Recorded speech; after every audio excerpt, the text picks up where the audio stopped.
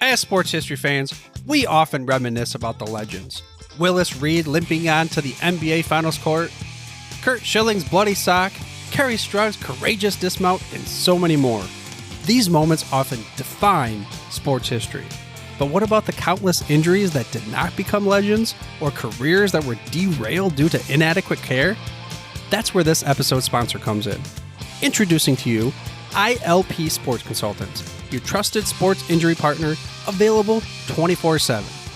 Brian Maelli at ILP Sports Consultants has over 20 years of experience in the orthopedic and sports medicine industry, and he has worked with athletes across the gamut, from youth to amateurs, professionals, in almost every sport played in the United States of America, accommodating athletes at every stage of their career. This adaptability ensures that ILP services are perfectly tailored to your skill level, no matter where you are in your athletic journey. With ILP, you are in control. Choose the steps that matter most to you. Diagnosis, treatment plan, recovery, or the whole journey. ILP services are tailored to your unique needs. Rushing for care is a common pitfall, leading to future problems. ILP Sports Consultants helps you make the right decisions, ensuring that you receive timely and safe care. And here's a bonus. Brian hosts the Injured List podcast, sharing insights and athlete stories you won't want to miss. Whether you're a concerned parent or grandparent, or an athlete yourself seeking guidance, ILP Sports Consultants is your beacon of hope in sports injury management. Visit ilpsports.com today. That's the letters ilpsports.com. ILP Sports Consultants, where your well-being is the priority and your recovery is the mission. Choose ILP Sports Consultants for a healthier sports journey, helping you get back in the game the smart way.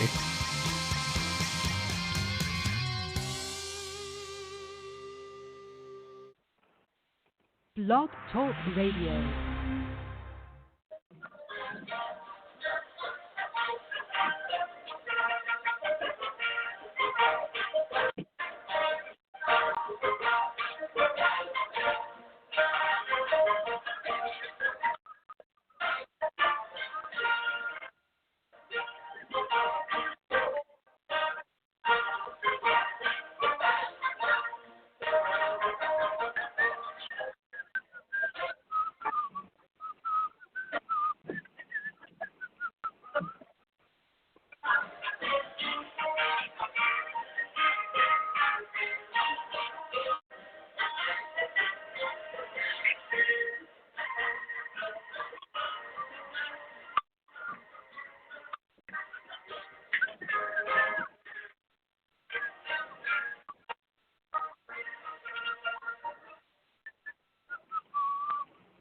Tonight, we'll go back in time to seasons past, when 22 men raced the rugged fields of yesterday, fighting for one more first down, one more yard gain, one final score which would bring victory after 60 minutes of battle on the gridiron. Tonight, we'll explore the world of Gridiron Greats. Welcome to Gridiron Greats, football history and its memorabilia on the Gridiron Greats Publishing and Broadcasting Network, in conjunction with Swick Enterprises. We're live from the Live for Connecticut home of Gridiron Greats magazine, and I'm Bob Swick, publisher and editor of Gridiron Greats magazine, and I'll be your host for the show. Gridiron Greats magazine is the only publication in America which focuses upon the history and memorabilia of the North American football game since its inception in 1869. Cover 140-plus years of football history and memorabilia. And you can find us on the web at gridirongreatsmagazine.com. At this time, I'd like to introduce my co-host. He is a senior contributing writer for Gridiron Greats magazine, a football memorabilia historian, specializing in pre-World War II items, in particular Red Grange, and also Seattle Seahawk items, in particular Steve Largent. Yeah. He hails from Portland, Oregon, Mr. Joe Squires. Joe, welcome to the show this evening. A very vibrant intro, Captain. You're on your game, sir.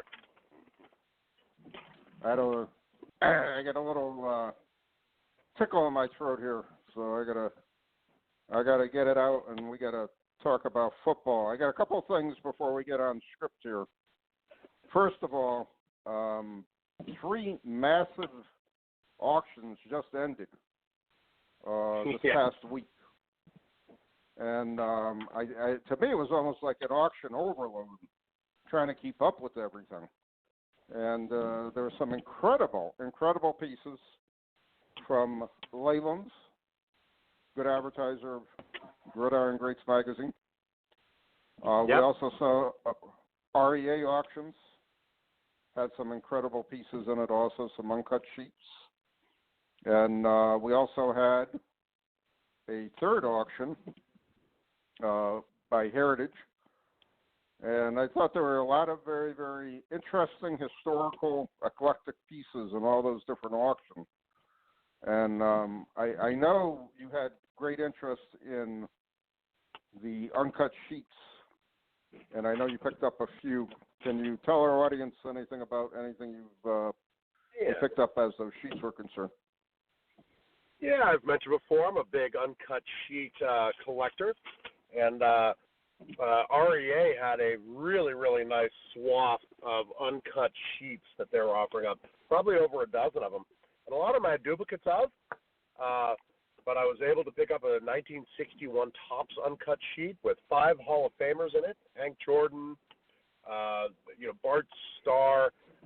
It's a sheet I'd never seen and I didn't have, so it's always good to pick up a white whale. Not even a white whale I knew was out there. It's I know which ones I'm missing, but I dig it. And then the second sheet that I was really, really happy to pick up, 1977 Topps with a Steve Largent rookie card on it. So where one goes away, another one appears. I was, and I picked it up at half the price of the other one that I lost. So Wow. Pretty happy about that. I saw that. I figured right away you were going to pick that one up. So that's good pick up. The 61 sheet is beautiful, though. That's a really nice sheet. It's truly classic, and like you said, it got the 5 Hall of Famers on it.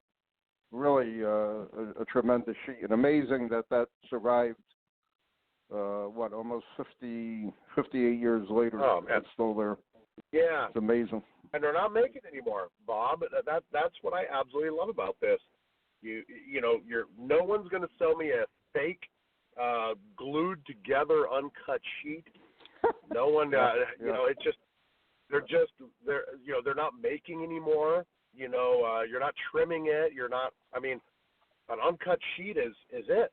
I absolutely love it. It's the one thing in our hobby that can't be tainted by these card doctors and connivers. I dig it. True. Very true. We've had scandals on autographs, on game used equipment that has been cheated out, trimmed cards, recolored cards, wee-wag, fake, slab, just you name it. No one's slipping by a fake uncut sheet on me. That's true, and that is the nice part about collecting those, because you truly have unique, in many cases, one of ones, because who knows what's left and what's out there type of situation. And again, my biggest handling of any type of uncut sheets goes back many years ago, 30 plus years, where I picked up a bunch of 8 and 10 card strips of 1960 Flair football, and I ended up selling the last of them a few nationals ago. They weren't in great shape. I mean, they had been used, and I'm sure they were printer scrap more than anything else. Yeah. And I always thought they were interesting to look at. I had saved a couple for my collection, and then I decided that I'm going nowhere fast with these, so I'm not gonna collect it. I ended up 2 fellows were interested in it, and they ended up buying them from me. But anyways, I remember back in the late '80s, locally here, for whatever reason, there was a whole bunch of them. So I think somebody just picked up the scrap from wherever they came from, whatever fulfillment or printer that they came from, which possibly could have been local here. I'm not sure. Long story short, the printer scraps entered the market, and they were definitely bought and sold over the years, to say the least. Well, so, and the RAA auction had a full 1960 Fleer uncut sheet as well, and I already have 3 copies of that, 2 in nice shape and 1 pretty beat up. So that one, the price got up pretty high, and it's just one of those where I'm like, all right, I'm going to make a concerted effort to go after this 61 Topps, and I'll let a 4th copy of 1960 Fleer go. So right. Yeah.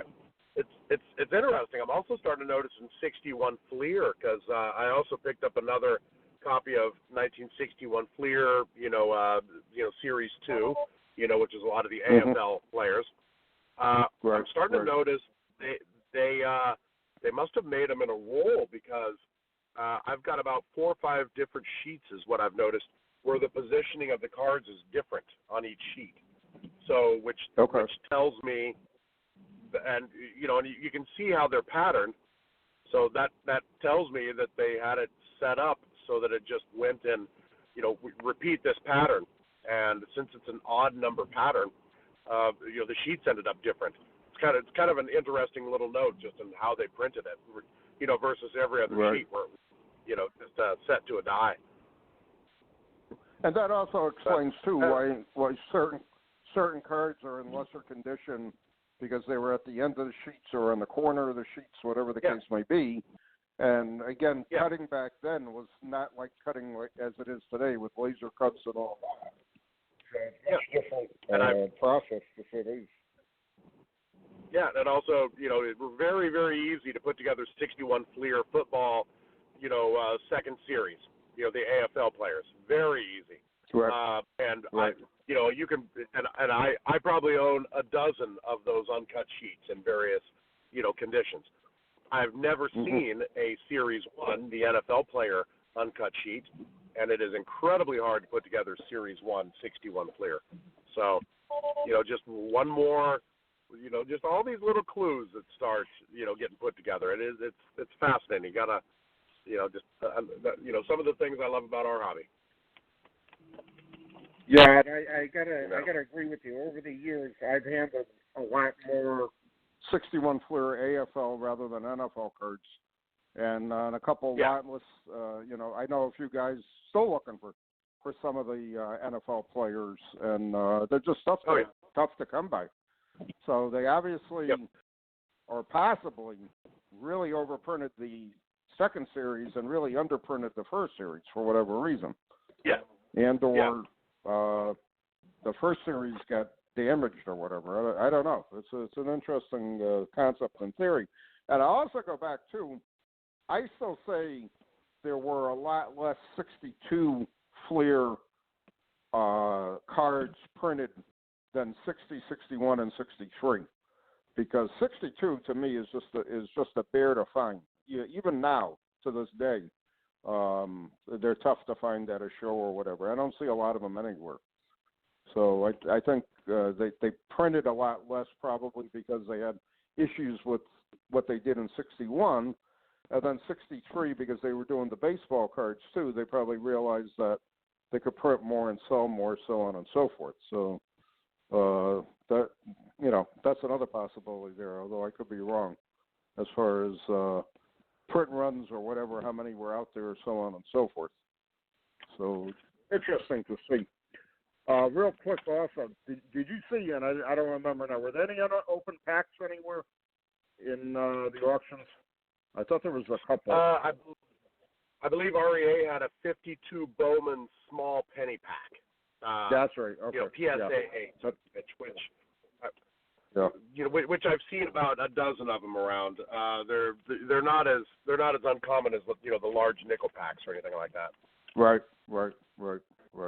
Yeah, the large are much less common than the small. The small, and again, that's another theory of mine. They really printed a lot more small than large, because there's still not a lot of large in the market. There's a ton of small cards everywhere. And again, going back years ago, you could find 52 small. You had a tough time finding any 52 large. So it's interesting to see the two. I don't know if you remember this, but the very first show we did, we did it on 52 Bowman, where we talked about, the divisible by 9 and 9 minus, Right. minus 1. Right. So the 99-98 card.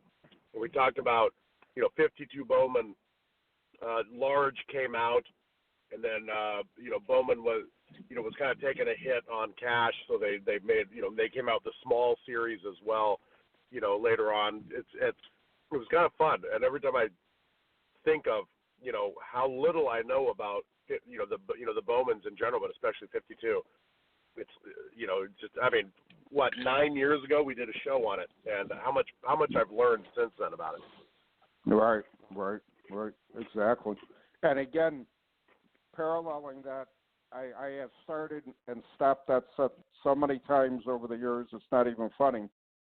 And, I still got a big pile of probably 40 or 50 cards to the set, and I just can't get motivated to finish that set. And a lot of it has to do with card number 144, not wanting to pay a lot of, not at number one, my set is basically VGEX, and I really don't want to pay, a Caribbean vacation for card number 144 in lesser condition. You know what I'm saying? Lansford. So it's I have mixed feelings on that set, to say the least. But that's a beer to find in any condition. Very, very hard. Yep. Yeah, I used to have it in a PSA 8 small. Wow. Then sold it. I thought card 144 in the small was tough to find. That took me a long time to find that one. I ended up trading with Mike Rich on that one years ago, and I got my 52 smalls every which way condition wise from poor to near mint, and he always said to me back then, just wait till you try the large version of this. I said I think the small will suffice me quite well for now. And it has for 60-plus years, so pretty interesting. So anyways, I wanted to touch base upon about that before we got started. And just to let our audience know tonight, we don't have a guest, but our topic tonight is going to be a general discussion between Joe and I on football card rarities. And Joe and I talked briefly about this this week on what we would look at. And Joe came up, and I agreed with a very, very strong set of 5 different card/sets, which we believe are exceptionally rare in the market.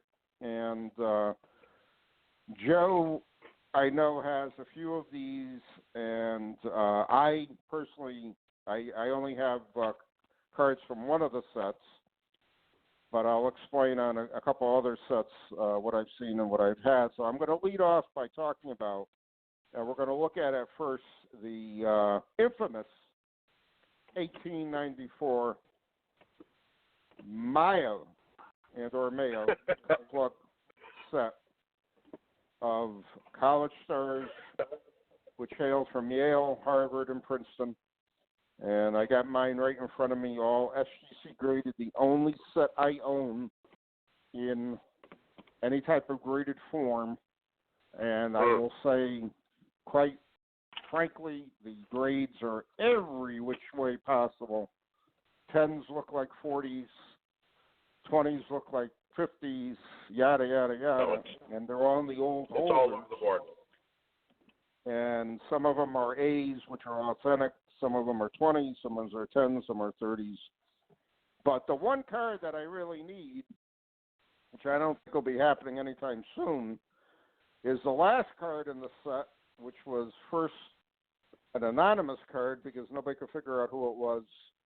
And then as the years passed on, it was discovered it was a Harvard player by the name of John Dunlap. Joe, thoughts, ideas, feedback on the Mayos? Henceforth known as the anonymous Dunlop is the way. But what a great story! That entire set, and like you said, grades all over the place. I used to own a pretty high grade set of that, and I'd look at a PSA 7, and I'm like, that's not a 7.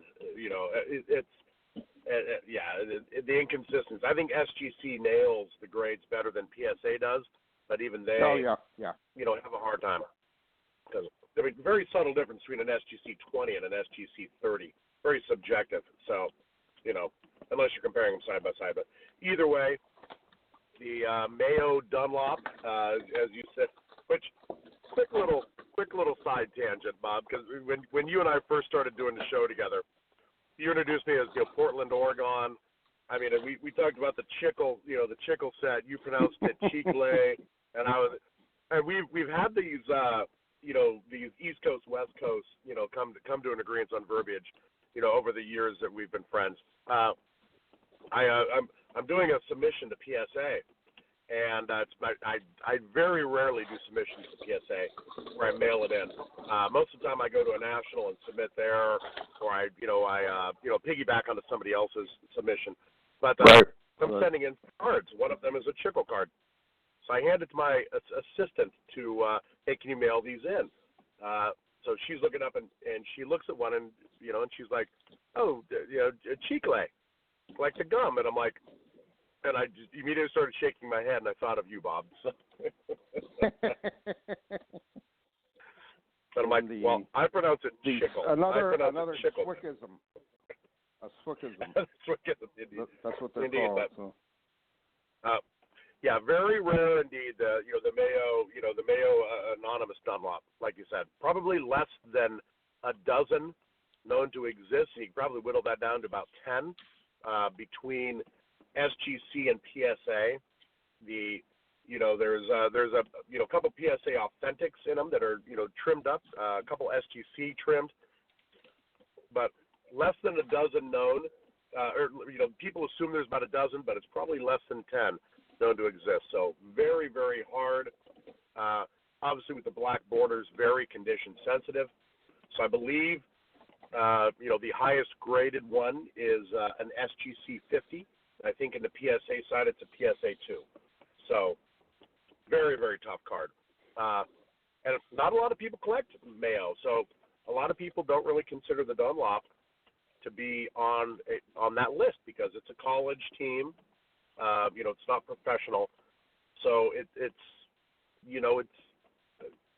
like the Beecher card. I don't really have any desire to collect the Beecher card. I don't really consider it a football card.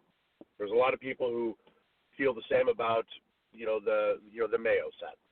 But you can definitely put that anonymous Dunlop on one of the rarest cards out there, football cards out there. A lot of people don't collect it, don't have any desire to collect it, but it's definitely on my top 10. Yeah, to me, I like the history of the Mayo set. I always have. I like the classic look of it, of really 1800s rugby/football type of card. And again, dating myself back in the 80s, I still distinctly remember in SCD Sports Collectors Digest, and I forgot the dealer. I would have to look at my notes. Had a bunch of them all ungraded for the ridiculous sum of $25 each, and the grades were basically GVG. Obviously, nothing was graded, and there was no anonymous card either. So I called them up. Yes, I broke down and made a long-distance call at the time, and I said, do you have any left? And he says, I got 2 left. I said, okay, I'll take them. So he says, all right, I'll hold them for you. And I said, I'll mail you, I said, I'll get you a money order. He said, no. He said, just mail me a check. I trust you on it. And he said, but I had so many calls on it. It wasn't even funny. Everybody, he said, I must have had a half a dozen calls, and I sold everything but the 2. And I'm looking at the one. I have one of the 2 left that I bought from him for $25. There's a big crease in the middle of it. It's the Bernard Thorne Yale card, and part of the 2 borders on the bottom are scraped off. Now I got an SGC 20 of it, the same card, which it displays much more nicely than this card. But that's one card I'll always keep for the simple reason: A, I have a great story to tell about it, and B, it was back in the time where you collected the set ungraded, and you collected it in any kind of condition you could find. Yeah. Because you couldn't find it anywhere. I mean, it was simple. I never saw one over the years, probably up until the early '90s, until I started seeing maybe one or two, and then a bunch of them came to the market, got graded, yada yada yada. So you saw them everywhere, type of thing, and that's it. So and today they are relatively common, but at the same time, I do agree with you. They're not collected, and a lot of collectors shun them for the simple reason it's college. It's a rugby type of card, yada yada yada, and all that. So it's kind of interesting. But I still like the set. It's still a classic set. And then that other quick Bob, story, I sent you an email. I sent you an email a while ago. Remember, about 10 years ago, we were going to bid on a bunch of them in an auction. Oh, yeah. And I told you which ones I needed, and I think you ended up you ended up winning whatever. And I know I bought a few off of you from what you got out of that auction, so it was pretty interesting.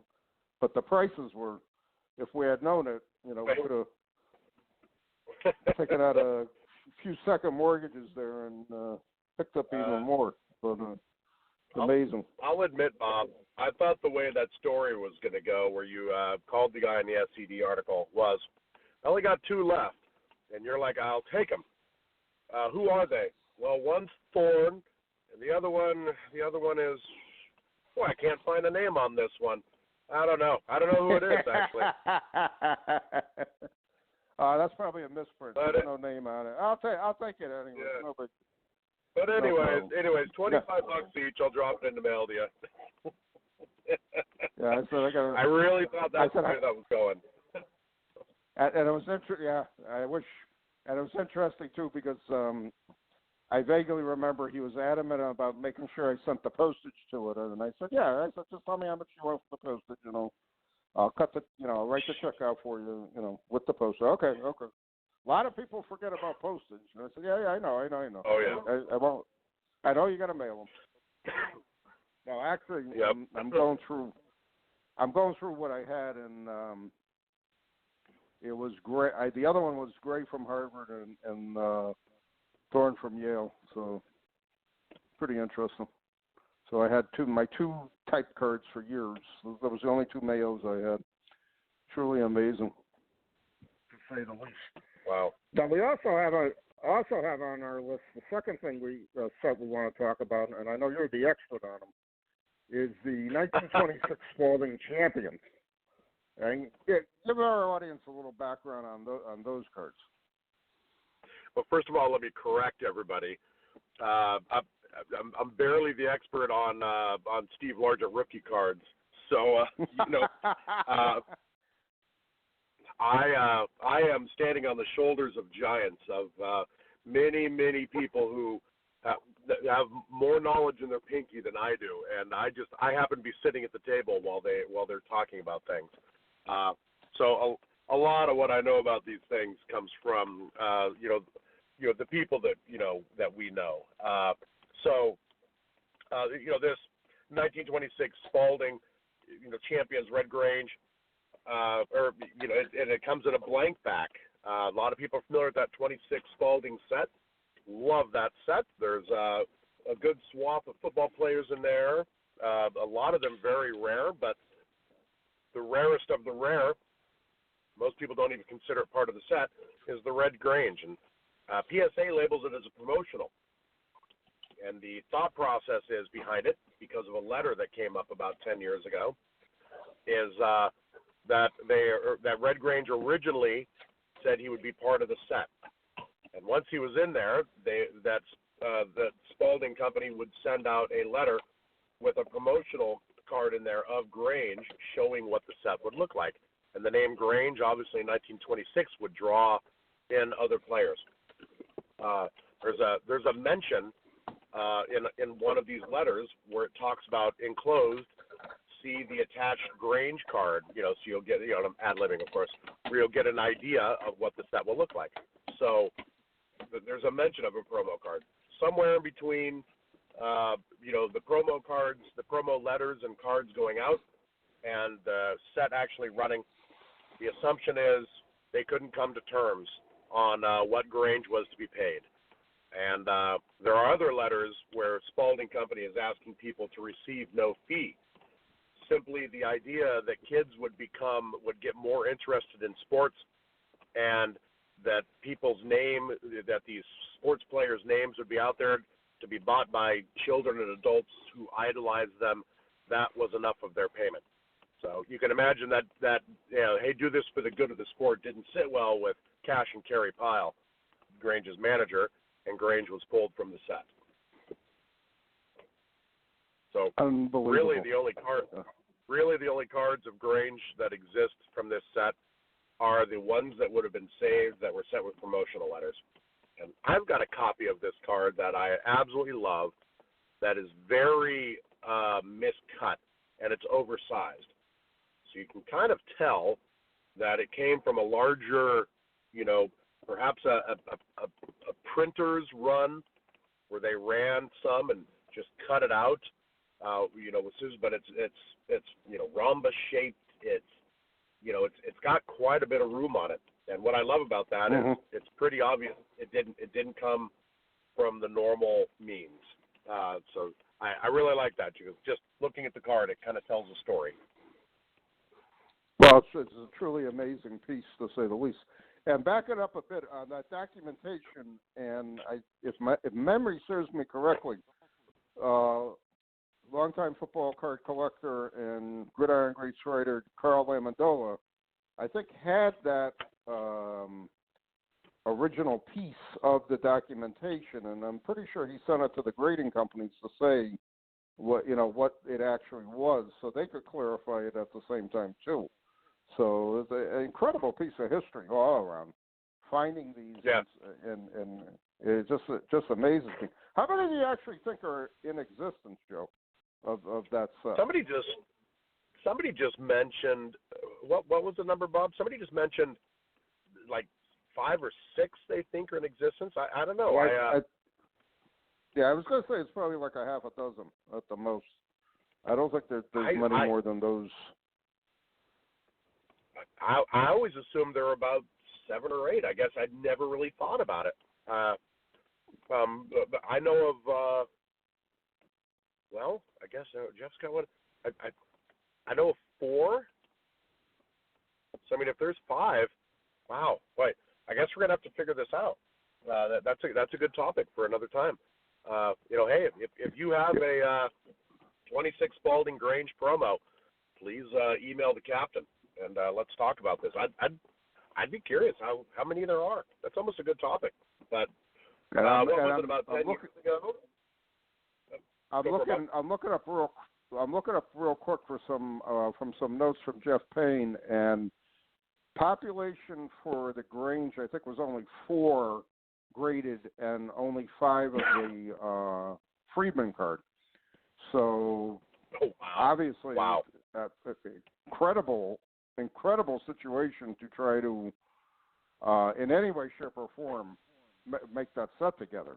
Put that set together, and the cost of it is going to be incredible, because those are definitely rare, to say the least. Wow. So about interesting. 10 years ago, an uncut sheet of the 26, Spalding came up in an auction. And at the time, I was collecting the set, and I was collecting uncut sheets.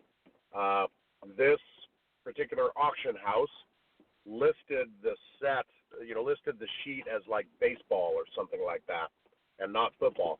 Obviously, I don't collect, that other sport, so I didn't peruse through and see it.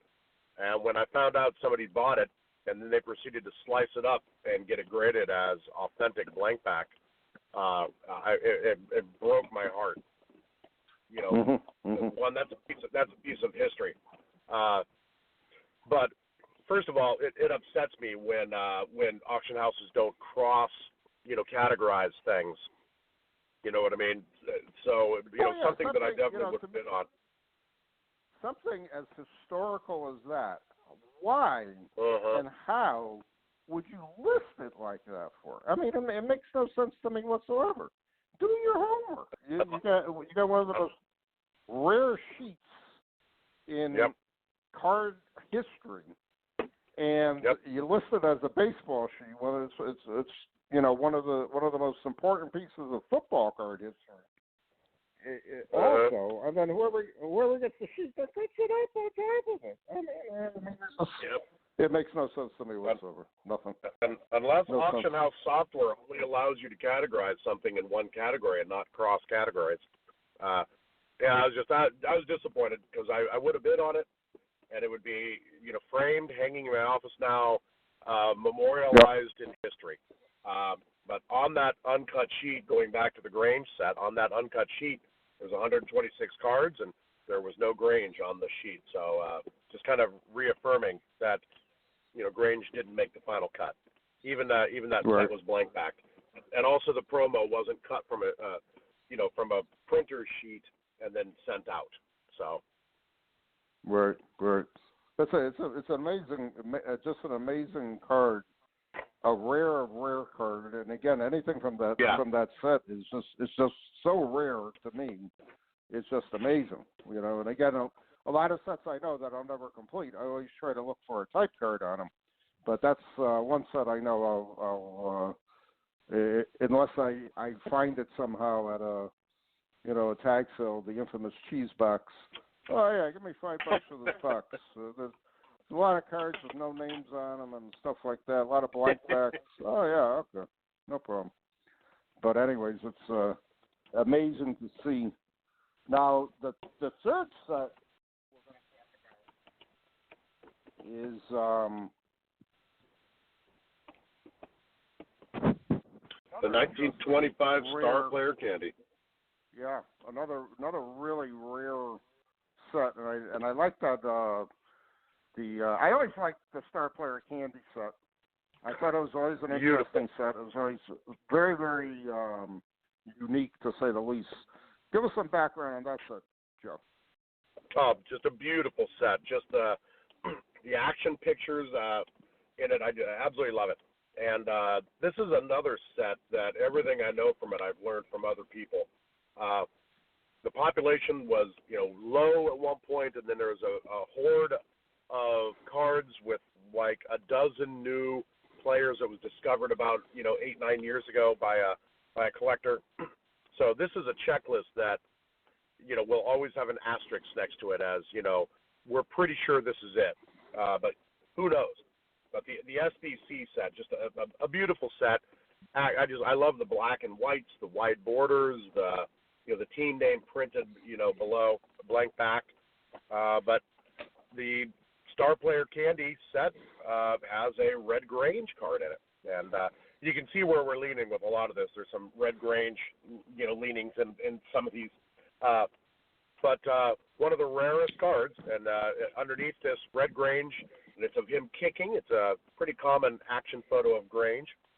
Is just the team he's on at the time, Illinois, and since it's 1925 and Grange left Illinois in November of 25, you can assume that this was made several months prior. Pretty short season. So again, very rare. Probably, I think the population is of that card is 2 or 3. It's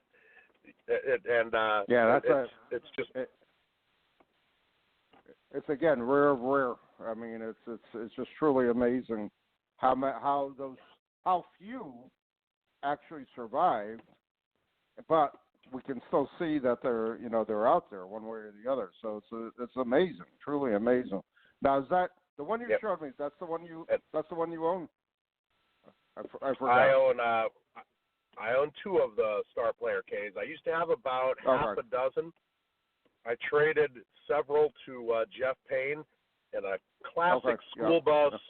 Bring your cards in your lunch pail and let's trade transaction. I loved it. Jeff gave me some cards that we will be talking about here in a moment, and I gave him quite a few Star Player Candies. But again, another one of those regional sets that didn't quite make it out of the Midwest. That just as Carl says a lot, got sucked up by paper drives. They're very thin, so they're condition sensitive. yeah, it's just man, just rare, and I dig some of these very rare, esoteric sets that aren't very well known outside of our hobby. And this is definitely one of them. Right. There's, the SBC has baseball players. It's got others, but this Grange card is rare. And the other interesting part of, to me, pre-World War II cards, a lot of times they get lumped in at paper shows with other, let's say, non-standard type size postcards. And as such, a dealer who may not be well versed may put whatever type of card. It doesn't have to be, the star player or the Spalding or whatever, or the Mayos, but they put another small card in there, not knowing what they are, and just saying, that this is some sort of photo card type of thing, and that's it. And again, to me, it's a treasure find if you go through a box of, let's say, postcards of older postcards, and you see a lot of players you have no clue who they are, and it could be a high school player or a college player, unknown, so on and so forth. But then you could also find the gem in between. Not saying that it's likely it's going to happen, but it's very possible at the same time. But again, I think there's a lot of I don't know a good way to describe it, just like a misdescription of what the card actually is by a non collector and or dealer type of situation. So that's very prevalent, and I think we can see these in a lot of cases over the years. But the star player, I always like looking at those. That card, those cards, again, exceptionally rare. And again, probably I forgot when the last time I saw one, and it had to have been at the National. I mean, I really don't see them, at any small shows whatsoever, to say the least. Any of these, with the exception of the Mayos, because for whatever reason, I still see Mayos around here in Connecticut and Massachusetts shows. There still seem to be, you can still find one or two every once in a while. But very interesting on the star player candy. The next one now that we're going to talk about is a Roger Pete card, and that's from 1929. And again, give our audience some background on that, Joe.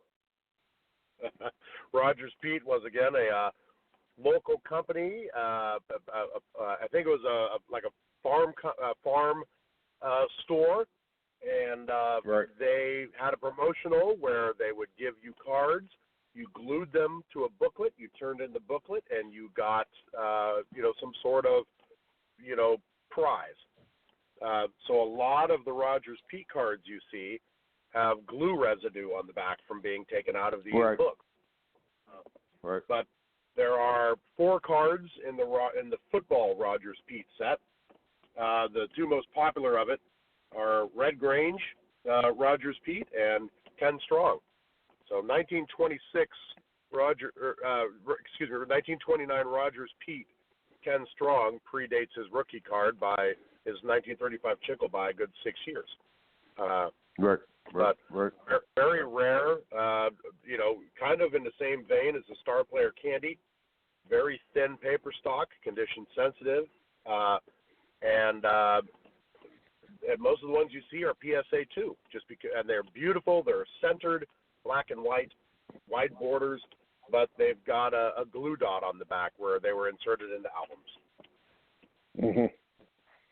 Now, how many of those do you think are in existence? Oh my gosh, Rogers Pete. Well, I would guess 3 to 4 tops. Red Grange. Okay. I don't know how many of the Ken Strong cards there are, but 3 to 4 tops. These are cards that when they come around, you grab them. Now, have you ever seen the actual scrapbook that they were glued in, and have you seen any scrapbooks with the cards in them? I haven't. I have not. what's interesting, you think a lot of these books, like the 48 Bowman came in a, you could buy it in a book if you did a mail order. I've got one. My 48 Bowman set is in the book, and I love it that way. Also going back to your Walker Packer cleaner, those ones were part of a booklet. You collected them and you put them into the booklet. Only a couple of the books have been seen outside of the loose, Walker Packer cleaner. The Rogers Pete, I have not. You knew you got them, and I think they were handed out weekly, and you glued them into you somehow put them in a booklet and you redeemed it. It was very, very common, even through the 60s, scrapbooks in a true sense. You would cut articles from a paper, magazines, cards, so on and so forth. I mean, I still remember to this day. I used to cut up the sports pages of the newspaper. And I would cut the photos and I would glue them into a scrapbook. And my father was very, very big in scrapbooks. He had a lot of different scrapbooks. I still have several of his old ones where he would take the daily column from the newspaper on science or whatever it was, and he would paste it in a scrapbook, and that's what he did every day. And again, that's to me very historical, and I can only imagine seeing a full Rogers Pete booklet with the cards in it intact. I mean, an incredible historical piece. If it's out that would there, be very and cool. Again, we got to reiterate, because of the paper drives for World War II, I can only imagine how many of those went away and were long gone. Yep. So it's truly amazing to me. Anything that survives pre-World War II, to me, it's shocking to me. Well, you think about how few cards there are of this, and it's just totally, indicative of just how rare. I mean, when you think about the Honus Wagner card, in baseball, the T206 Honus Wagner card, one of the most recognizable cards in the hobby. Not only in the hobby, just anywhere. And it, its population, is between 50 and 100. So when you think about rarity, Hall of Famer, nice set. I mean, these are local, or these are definitely local sets. So they're not mainstream sets that are nationally distributed. Right. That's the only ding they have against them. But these are. These touch a lot of bases when it comes to, that absolute rarity. Hall of Famer, rare sets. I don't know. It's just there's always it has all the components possible for scarcity, rarity, historical value, so on and so forth. I mean, what's not to like about it? I mean, seriously, it's an amazing piece of anyone's collection if you own one. So that's the way I look at it. I mean, it's incredible. It's incredible. Yeah. And again, how many survive? You're basically looking at 3 or 4 or 5, 6, possibly a few more in other people's collections who don't want to advertise them. Yep. And it's fascinating. And then the last. And then, no, go ahead. Oh, and you just take, you take, 50 to 100 of those, how many Nagurskis are there? You start, how many Dunlop? I mean, you start taking some of these very rare cards. I mean, you were talking earlier about how hard it is to get the card 144 and the 52 Bowman set them, Right. The Jim Lansford. I mean, and that's a very rare hard card to get in high sensitivity. I mean, it's it's a $10,000 card and a PSA 8 and large. And it's not even a Hall of Famer. So, right. It's exactly. I don't know. It's these are uber rare. I told my wife once, when I was working on the Hall of Fame rookie card set, that I was, looking for a Bronco Nagurski. And for Christmas, she was like, well, I'm going to go buy Joe a Bronco Nagurski. She came back about a month before Christmas. She's like, that card is impossible to find. And I'm like, right. oh, you were going to buy one? I'm like, that's awesome. Thank you. It is literally impossible to find. And I'm like, yeah. Yep.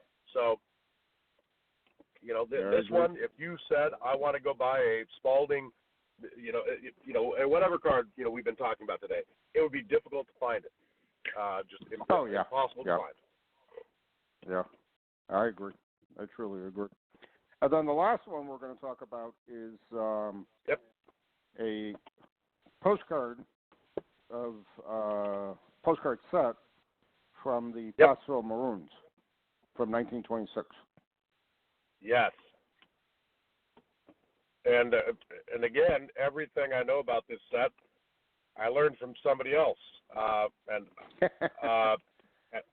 And I will never forget being on the phone with Andy Becker at BST and him saying, hey, I got a handful of these in. You should buy a few. And I'm like, well, all right. I've never heard of this set. He's like, dude, I've been doing this a long time. You gotta pounce on these. I'm like, all right, well, send me 4 or 5. I'll buy 4 or 5. And I bought them.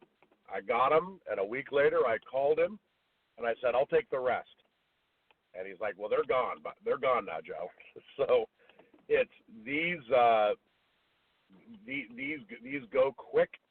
They're a regional set. This is their championship year. Their disputed championship year. It's, and a couple of people in here should be Hall of Famers. Latone and Barry, obviously, and they just very, very rare. And if you're trying to put together a complete set of this, you're going to be waiting a long time. Incredibly rare. And they're good-looking postcards. On the flip side, they're RPPCs. And on the flip side, they've, some of them have the Zacco stamp. Some of them are blank packs. So, yeah, it's they're pretty cool, pretty rare. They're amazing to me as far as looking at the classic postcard portrait of the player, and just the feel of the 1920s. Looking at those and the historical value it's just amazing, truly amazing. So it's again a rare set, and like I said, if you go to a paper show, you as a collector or anyone should spend some time looking at the, player, any type of sports postcards. I know I definitely go to a lot of paper shows in trying to find, some sort of obscure or interesting or rare, obviously, postcard of a player, whatever the case may be, team, stadium, whatever it may be. And they're out there. You just gotta really look, and you gotta try to find them. And obviously, this set is going to be exceptionally difficult to find anywhere, no matter what it is. So it's beautiful, beautiful set. I always like looking at it and seeing it. So less than obviously, there's people who know a lot more about this than me, but anywhere between 5 and 10 of each postcard, but probably less. I mean, since so many of these are kept raw. But I sent at the Cleveland National a couple years ago, I submitted a few to PSA to get graded because I like my old stuff like that to be encapsulated just to protect it. I'm not worried about the grade. I want it to be protected. And they didn't know what it was. And even when I submitted it, I was like 1926 Pottsville Maroon postcard, and they kicked it out. They're like, no history, no grade. So SGC seems to be the only company that grades these, is my understanding. So, I've got about 6 of these. None of the Hall of Famers, but I got about 6 of these, and I love them. They're beautiful cards, historical team. Just that snapshot in the NFL, controversial championship. Well, shouldn't be any controversy, but it is. Yeah, it's amazing. Well, in looking at what we talked about tonight, obviously we get incredible eye candy, incredible historical pieces of football cards, to say the least. Cards that some of our listeners probably have never heard of before, and or cards that are on a lot of people's want lists, knowing full well that they may never achieve even finding one card, let alone the set of it, type of situation. So, in summary, and trying to look at this, and we talked a bit about this on the show several years ago in Gridiron Greats magazine, and I came out and I said basically I thought the Dunlop card is the white whale of football, is basically the 50s, the Hannes Wagner of football, so on and so forth. I took a bunch of heat from few other people on it, basically saying that you look at the star player, you look at Rogers Pete, you look at the Spalding, especially the Spalding cards. Yeah. They're a lot more rare than the Dunlop card. And for the sake of argument, I don't deny that in any way, shape, or form. However, they're so narrowly collected and so narrowly known. A lot of collectors are just saying to themselves, hey, there's no possible way I'm ever going to collect one of these, so I'm not going to even attempt to try it. You know what I mean? So I'll throw it out to you again. What do you think our Hannes Wagner is in football? No, and you nailed it, Bob. Some of these are so thinly collected. Going back to the Mayo, the Dunlop Anonymous. I mean, there's people who just don't collect that set. If that's if you go forward a few years, and and that's and that's a Canton Bulldog. I don't know. I'm trying to come up with an analogy. I mean, if that's a Carlisle Indian. If that's a 1912 Carlisle Indian set, it's it's undisputably NFL. I don't know. It's what is the Honus Wagner? So I mean, we've discussed this before. The parameters are modern day set, Hall of Famer, so he's known. They're known. National set. It's so I mean, I think, I don't know, you've got a Namath and you've got a Nagurski. I think I think it's Nagurski, because there's a lot of people outside the sport who don't know who Honus Wagner is. So there's the namesake recognition aspect of it. Everybody knows who Joe Namath is, even outside the sport. Just like everybody knows who Babe Ruth is. So there's some sort of Babe Ruth card. That's the Honus Wagner of, it's interesting. You almost, I mean, and opinions will vary. I mean, before the show, you and I were like, who's the Mount Rushmore? You have to whittle it down to a couple. It's got to be recognizable outside the hobby. It's got to be a name. It's, if you flash a Nagurski card, I don't know, it's the 52 tops Mickey Mantle comes to mind. I mean, if you flash that, how many people recognize it? How many people know what it is? And there's just some cards that are, I don't know. It's such an interesting topic, isn't it? What do you think? Yeah. Well, I agree with you to a certain degree about the Nagurski, because it is an exceptional card to say the least. And at the same time, I still say to a certain degree, we can't clearly define our Hannes Wagner. I really believe that. I think we're just not able to do that. And I've taken heat for saying that, but I really believe that, because again, we have a lot of different collectors not doing the entire run of football cards. Let's say from 1935 to 2019. We also don't have a lot of collectors just specializing in pre-World War II items. We also don't have a lot of collectors that are that overly versed as far as the history of the sport and the history of the game, so on and so forth. But at the same time, as more and more knowledge goes to the hobby and to the market, then collectors start getting interested in what? The Mayos, the Roger Feets, the Star Candy, player postcards, so on and so forth. So it's tough. I mean, it's I didn't mean to put you on the spot there, but that's the reality of the situation that we have right now, as far as trying to understand, if we actually have a white, a Hannes Wagner white whale type of card. Hey, well, any collector would love to own what we talked about tonight. I mean, seriously. I mean, there's no other way around it. But again, the reality of it is, would they have a better shot at collecting the 35 Chickle complete? Yeah. Would they have a better shot at collecting the 1894 Mayo complete? Yeah. So, it's I don't know. It's a give and take, and again, it's to each collector's desire what they want to collect and how they want to collect it, so on and so forth. But I think it's well worth well worth talking about and discussing, to say the least. All right, we're almost out of time. We're gonna real quick 2-minute warning, wrap up. Quick thoughts, Joe. You gave a lot of them. You really are exceptionally knowledgeable in these 5 areas. Any final thoughts? Well, I appreciate the nod from the ambassador of football, Bob Swick himself.